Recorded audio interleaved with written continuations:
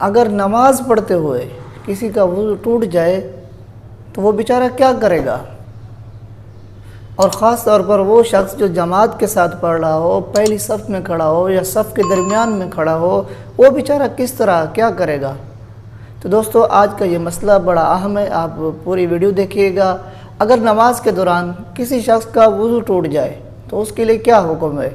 ایسا شخص اگر وضو ٹوٹ جائے تو اس کے لیے حکم یہ ہے شریعت کا کہ وہ نماز تو اس کی ختم ہو گئی، وہ جس جگہ پہ کھڑا ہوا ہے صف کے اندر وہ جگہ فوراً چھوڑ دے۔ اب مسئلہ یہ ہے کہ اگر اکیلا بندہ ہو یا گھر کے اندر عورت ہو، اس کے لیے تو مسئلہ نہیں ہے، وہ چلا جائے گا، وضو کر کے آئے گا، دوبارہ نماز پڑھے گا۔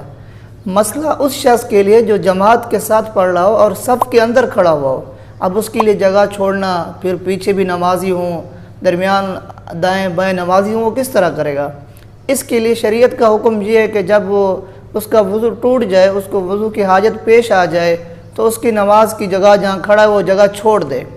اب بڑی مساجد میں عام طور پر یہ ہوتا ہے کہ جہاں نمازی نماز پڑھتے ہیں وہاں صف کے دائیں جانب اور بائیں جانب دیوار کے ساتھ پوری جگہ چھوڑی ہوئی ہوتی ہے لوگوں نے مسجد کی انتظامیہ کی طرف سے، تاکہ کسی کو ضرورت پیش آ جائے نماز کے دوران، کسی کا وضو ٹوٹ جائے یا کوئی اور حادثہ پیش آ جائے تو وہ اس طرف سے نکل جائے۔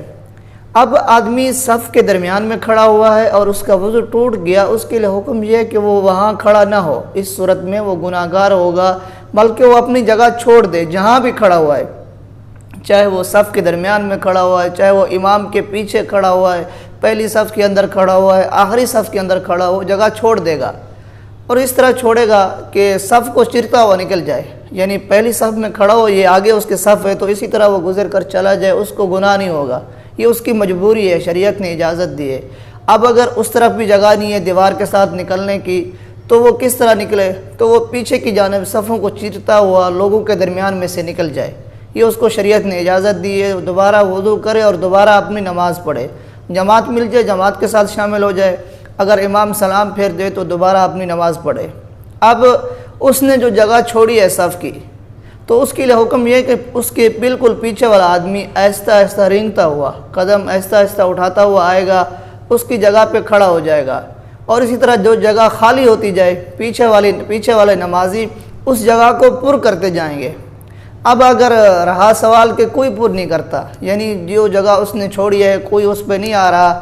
اب حکم یہ کہ نیا آنے والا نمازی، یعنی بعد میں کوئی نمازی آتا ہے تو اس کے لیے حکم یہ ہے پہلے اس جگہ کو پورا کرے جو جگہ صف کے درمیان چھوڑی ہوئی ہے، اس کے لیے وہ صفوں کو چیرتا ہوا آ جائے، اس کو پھر بھی گناہ نہیں ہوگا۔ تو یہ ایک عام مسئلہ تھا۔ اگر آپ کو یہ ویڈیو اچھی لگے تو اس کو دوسروں کے ساتھ شیئر کر دیجئے تاکہ یہ مسئلہ بہت سارے لوگوں کو معلوم ہو جائے۔